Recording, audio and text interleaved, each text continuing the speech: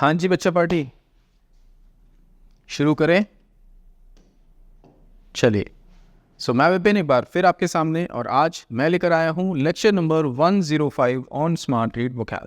As usual आज के इस लेक्चर में मैं डिस्कस करने वाला हूँ स्मार्ट रीड नंबर 105 में जो पैसेज हमने आपके लिए पिक किया है इंग्लिश लैंग्वेज का, उसके difficult complex important words, phrases, idioms या फिर फ्रेजल वर्ब्स को। चलिए शुरू करते हैं आज का ये लेक्चर, और आज का पहला वर्ड है हमारे सामने फ्रेकस। रेफरेंस क्या है? So how and why did the humble laddu become an object of political fracas? Fracas, a noisy disturbance or quarrel, यानी कि बहुत ज़्यादा शोरगुल हो रहा हो, और किस कॉन्टेक्स्ट में? कॉरल के कॉन्टेक्स्ट में, झगड़े के कॉन्टेक्स्ट में, उसके लिए हम यूज़ करते हैं फ्रेकस। फसाद, ठीक है, झगड़ा फसाद।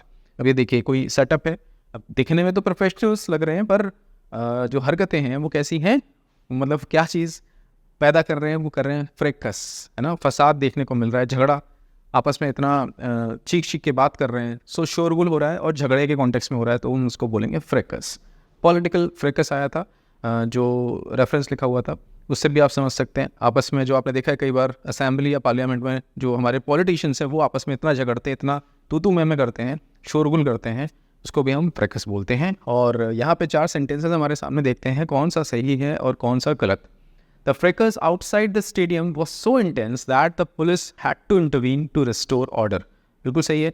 बाहर स्टेडियम के अंदर घुसने के लिए झगड़ा हो गया हो, या टिकट को लेके मारामारी हो रही हो, झगड़ा हो रहा हो, फसाद हो रहा हो, एक दूसरे पे चीख रहे हो लोग, आपस में भिड़ गए, तो उसको हम फ्रेकस बोल सकते हैं। बिल्कुल सही है।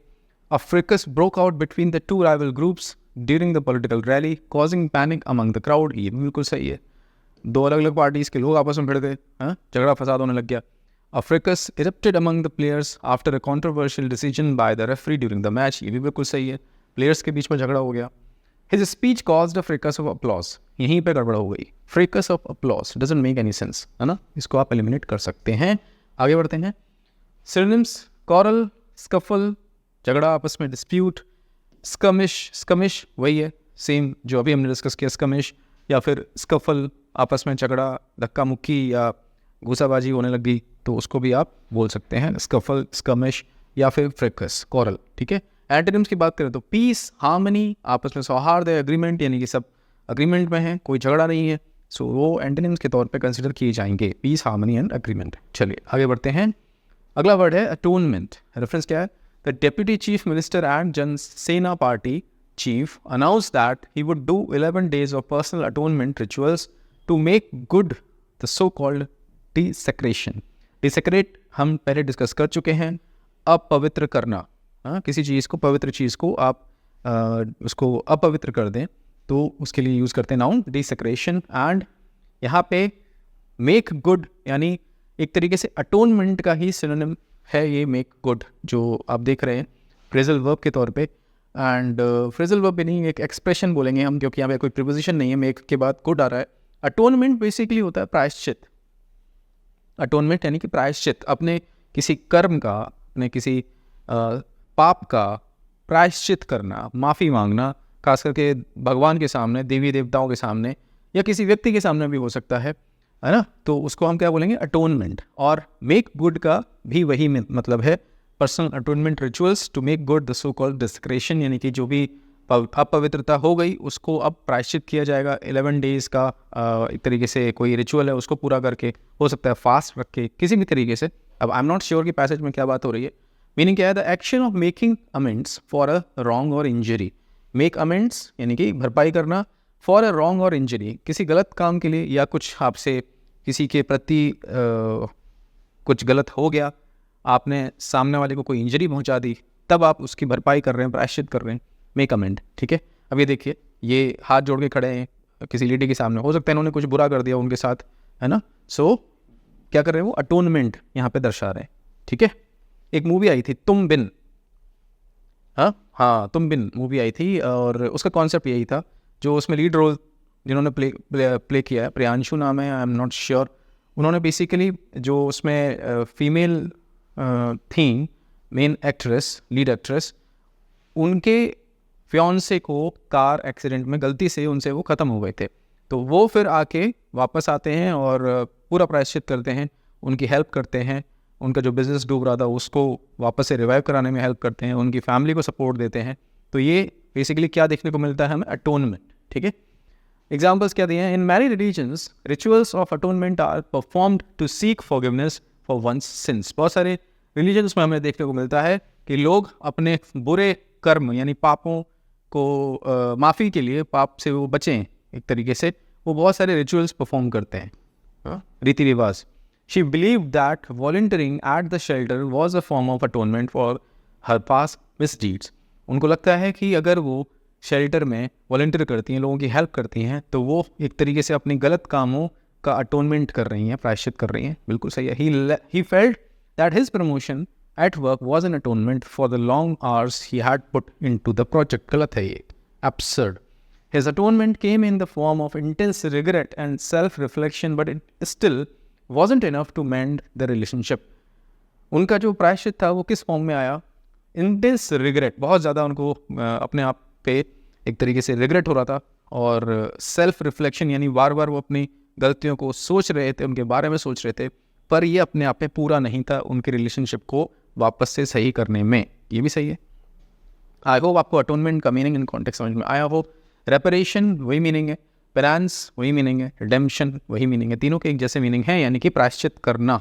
ठीक है, और इसके एंटोनिम्स की बात करें तो इंडैक्टमेंट यानी एक तरीके से अभियोग पत्र होता है, जो इंडैक्टमेंट लीगल उसमें कॉन्टेक्स्ट में यहाँ पे मतलब हुआ एक तरीके से आरोप लगा रहे हैं सामने वाले के ऊपर। एक्यूजेशन वही मीनिंग है, इनक्रिमिनेशन वही मीनिंग है, तीनों के एक जैसे हैं। इंडैक्टमेंट यानी कि सामने वाले के ऊपर आप बहुत सीरियस एक्यूजेशन लगा रहे हैं। ठीक है, इंडैक्टमेंट। आगे बढ़ते हैं, next word is adulteration. Reference, economist crumbled the laddu to discuss the economics of the ingredients and why adulteration was likely to happen. Okay, the action of making something poorer in quality by the addition of another substance. मिलावट, हिंदी में word होता है मिलावट, है ना, किसी चीज़ में उसकी इम्प्योरिटी कम करके कुछ और मिला के उसकी इम्प्योरिटी कम कर देना, उसको बोलते हैं अडल्ट्रेशन। दूध जनरली जो दूधिया लेके आता है घरों पे, सबको पता है पानी मिलाकर लेके आता है मैक्सिमम केसेस में। सो अडल्ट्रेशन वहाँ पे हमें देखने को मिलती है, मिलावट। ठीक है, ये देखिए जो मैंने बोला वही आपके सामने। जनरली जो घरों पे दूध देने आते हैं ना दूधिया, अगर बहुत ज़्यादा खास ना हो आपका तो ऑब्वियसली वो यही करेगा, प्रॉफिट ज़्यादा बने उसके लिए वो जो दूध होता है प्योर दूध, उसमें वो पानी मिलाकर आपको देके जाता है। ठीक है, एडल्ट्रेशन। 4 एग्जाम्पल्स हैं, पढ़ते हैं इनको। Adulteration of natural ingredients with harmful chemicals has raised serious concerns in the cosmetics industry. बिल्कुल सही है। कॉस्मेटिक्स इंडस्ट्री में हमें क्या देखने को मिलता है, नेचुरल इंग्रेडिएंट्स में हार्मफुल केमिकल्स मिला दिए जाते हैं और इससे सीरियस कंसर्न्स रेज हुए। बिल्कुल सही है। The chefs unique recipe was praise for its adulteration of traditional flavours. Doesn't make any sense. Adulteration basically एक नेगेटिव वर्ड है और यहाँ पे तारीफ की जा रही है शेफ की, गलत है ये। The health inspector found evidence of the adulteration in the food products leading to the immediate closure of the factory. बिल्कुल सही है, उनको गड़बड़ मिली, मिलावट मिली प्रोडक्ट्स में, फैक्ट्री बंद हो गई। Strict laws have been enforced to prevent the adulteration of medications and ensure public safety. ये भी बिल्कुल सही है। आई होप आपको अडल्टरेशन का मीनिंग एंड कॉन्टेक्स्ट पूरी तरीके से समझ में आया हो। कंटामिनेशन, करप्शन, धांधलेबाजी, कॉम्प्रोमाइज़ यानी एक तरीके से आपने कॉम्प्रोमाइज़ कर लिया उसकी क्वालिटी पे जब आप एडल्टरेशन करते हैं, परस्यू करते हैं। प्योरिफिकेशन, पवित्र करना। क्लींस कर देना, साफ कर देना। फिल्टरेशन, गंदगी को हटा देना। ये सारे इसके एंटोनिम्स के तौर पे कंसीडर किए जाएंगे। Next word is espouse. Espouse अगर हम ई हटा दें तो वो आपका जीवन साथी होता है। एस्पाउस का क्या मीनिंग है, रेफरेंस पढ़ते हैं। It is more recently that the party espousing this cause has found space in other parts too. espouse verb के तौर पे यूज होगा।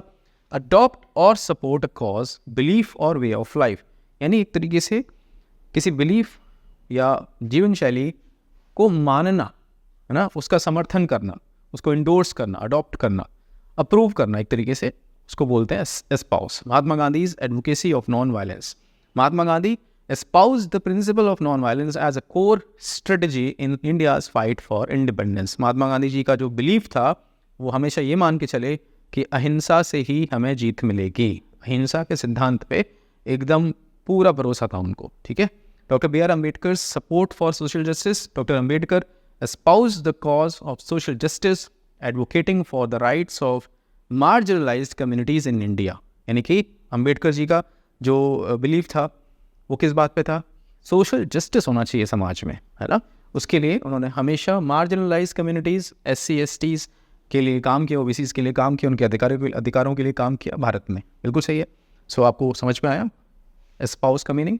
4 और सेंटेंसेस हैं। Many environmentalist espouse the idea of sustainable living as a solution to climate change. बहुत सारे हमारे जो एनवायरमेंटलिस्ट हैं वो बोलते हैं कि अगर हमें क्लाइमेट चेंज का परमानेंट सोल्यूशन देखना है, सोचना है, तो हमें सस्टेनेबल लिविंग की तरफ जाना पड़ेगा। नेचर से ही चीज़ें यूज़ करके, नेचुरल चीज़ों का ही यूज़ करके हमें अपनी जीवन शैली को बदलना पड़ेगा, नहीं तो हम आगे और भयावह स्थिति की तरफ चले जाएंगे। She एस्पाउस्ड her concerns loudly in the meeting, ensuring everyone can hear her clearly. कुछ गड़बड़ लग रही है, आगे बढ़ते हैं। He decided to espouse a minimalist lifestyle, getting rid of unnecessary possessions and focusing on experiences. ये बिल्कुल सही है। उनका विचार है कि लाइफस्टाइल एकदम बहुत मिनिमलिस्ट होनी चाहिए, यानी उतनी ही जितनी ज़रूरत की चीज़ें हो उतनी ही आप पजेस करें। अननेसेसरी पोजेशंस, एक गाड़ी आपके पास ऑलरेडी है, आप 2 गाड़ी और ख़रीद रहे हैं। हाँ, एक रूम में टीवी है, अब आप हर रूम में टीवी चाहते हैं। इस तरीके की जो सोच होती है वो बेसिकली आगे हमें देखने को मिलती है कि हम बिल्कुल मटेरियलिस्टिक हो जाते हैं और मैक्सिमलिस्ट सोच हो जाती है। यहाँ पे हम बात करें मिनिमलिस्ट सोच की। सो बिल्कुल सही है ये। और एक और एग्जांपल है, many philosophers espouse the concept of free will as a fundamental aspect of human existence. बहुत सारे फिलोसोफर्स ये मानते हैं कि अगर ह्यूमन एग्जिस्टेंस की बात है तो फंडामेंटल एस्पेक्ट हमें क्या देखने को मिलनी चाहिए? फ्री विल होनी चाहिए। हर किसी के पास आज़ादी होनी चाहिए सोचने की, काम करने की, कि कहाँ रहना है उसको। ये सारे बेसिकली जो हम राइट्स पढ़ते हैं हमारे कॉन्स्टिट्यूशन में उसकी बात हो रही है, ये भी बिल्कुल सही है। ये वाला जो सेंटेंस है, शी एस्पाउस हर कंसर्न्स लाउडली, ये मुझे गड़बड़ लग रहा है ना, ये कॉन्टेक्चुअली इनकरेक्ट है। एक्सप्रेस्ड होता तो समझ में आता है, एस्पाउस नहीं बन रहा है यहाँ पे, ठीक है।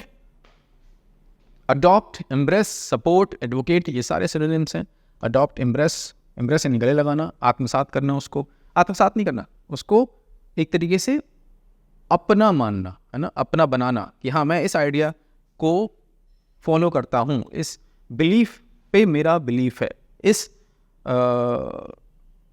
लाइफ स्टाइल पे मेरा बिलीफ है, ये मेरा चयन है। इस तरीके की जो बातें उसको आप बोल सकते हैं एस्पाउस करना, ठीक है। एंटोनिम्स, रिजेक्ट करना, अपोज करना, विरोध करना, उसको हम बोलेंगे इसके एंटोनिम्स। आई होप आप समझ में आ गया वर्ड पूरी तरीके से।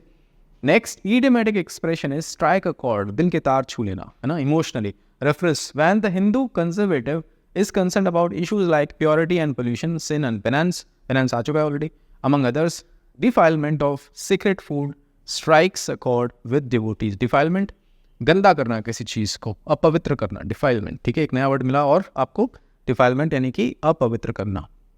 और हम बात कर रहे थे स्ट्राइक अ कॉर्ड की। Cause someone to feel sympathy, emotion और इंथुजियाज्म, यानी किसी को आप इमोशनली कनेक्ट करवा दें उस चीज़ से, तो हम बोलते हैं स्ट्राइक अ कॉर्ड, यानी कि दिल के तार छू लेना, जो मैंने अभी बताया। A.R. Rahman's Vande Mataram album, A.R. Rahman's Vande Mataram album release in 1997 struck a chord with millions of Indians invoking a sense of patriotism and pride। जब ये आया था वंदे मातरम, ये वाला जो आया था ना सॉन्ग, अलग ही लेवल पे था, मतलब ट्रूली स्पीकिंग। मुझे याद है कि मैं कैसे मम्मी से पैसे लेके कैसेट लेने भाग गया था, उस समय कैसेट्स आती थी, ठीक है, तुरंत लेके आया और बस रिपीट कर करके सुबह दोपहर शाम ये चलता रहता था। और जब ये अपना इंडिपेंडेंस डे का टाइम, उस समय जब था ये सॉन्ग जब आया, तो ये मान लो पूरा देश पागल हो गया था इस सॉन्ग के लिए, है ना। चार्ट बस्टर इस सॉन्ग ने ऊपर रहा, ये टॉप पे रहा काफ़ी हफ्तों तक। सो वंदे मातरम। हाँ जी, दूसरा देखते हैं एग्जाम्पल क्या लिखा है। Farmer protest, the farmer protest against the new agricultural laws struck a chord with many Indians, especially in rural areas, as it raised concerns about the livelihood of millions of farmers। जिस तरीके से हमने देखा पूरे देश से farmers इकट्ठे हुए और यूनाइटेड रहे, टूटे नहीं, और फाइनली गवर्नमेंट को वापस लेने पड़े बिल्स जो उन्होंने पास किए थे। एंड इसमें अभी एक तरीके से देखा कि लोग जो किसान थे उनके बीच में इमोशनल कनेक्ट बना, है ना। It struck a chord with many Indians, आपस में कनेक्ट बन गया। सो ये एक और एग्जाम्पल था। एक मुझे याद आ रहा है, आप और हम तो वैसे भी, मैं भी नहीं पैदा हुआ था उस टाइम। तो 1962 में जब चाइना इंडिया वॉर हुआ था, इंडो चाइना वॉर हुआ था, और इंडिया जब हारा था उसमें, तो उसके बाद एक फंक्शन में लता मंगेशकर जी ने ये सॉन्ग गाया था, ऐ मेरे वतन के लोगों ज़रा याद करो कुर्बानी, है ना। तो उसके बारे में भी जब मैंने पढ़ा या लता जी के मुंह से सुना था एक इंटरव्यू में कि कैसे सबको उस सॉन्ग ने रुला दिया था। सो वो जो सॉन्ग जब चलता था, again it use to strike a chord, अभी भी करता है, इट स्ट्राइक्स अ कॉर्ड, है ना, दिल के तार छू लेता है। सुनिएगा, अगर आप में से किसी ने नहीं सुना हो, ऐ मेरे वतन के लोगों ज़रा आँख में भर लो पानी, ठीक है। 4 एग्जाम्पल्स में पढ़ते हैं इनको। His heartfelt speech about overcoming adversity really struck a chord with the audience, making them feel motivated. उनकी जो स्पीच थी उसने झंझोर के रख दिया, एक दिल के तार छू लिए ऑडियंस के, सब मोटिवेटेड फील करने लग गए। बिल्कुल सही है। The songs nostalgic melody instantly struck a chord with the audience, taking them back to their younger days. बिल्कुल सही है, जैसे अभी सॉन्ग की बात की मैंने, उसी तरीके से यहाँ पे कोई सॉन्ग हो सकता है जो कि पुराने दिनों की याद ताज़ा करा दे। The debate on public health care struck chord of disagreement, यहाँ पे गड़बड़ हो गया। स्ट्राइक कॉर्ड का सेंस भी दिया हुआ है और डिसएग्रीमेंट भी लिखा हुआ है, गलत है ये। Her heartfelt poem struck a chord with the listeners, leaving them emotionally moved, ये भी बिल्कुल सही है ना। आप जुड़ जाएं किसी चीज़ से, उसके लिए हम यूज़ करते हैं strike a cord. Resonate, connect, engage, तीनों सिनोनिम्स हैं। एंटोनिम्स की बात करें तो डिसएग्रीमेंट, डिस्कॉर्ड, झगड़ा, कोई मेल ना हो, क्लैश, टकराव हो रहा हो वहाँ पे, उसको हम बोलेंगे इसके एंटोनिम्स। दैट्स इट बच्चा पार्टी।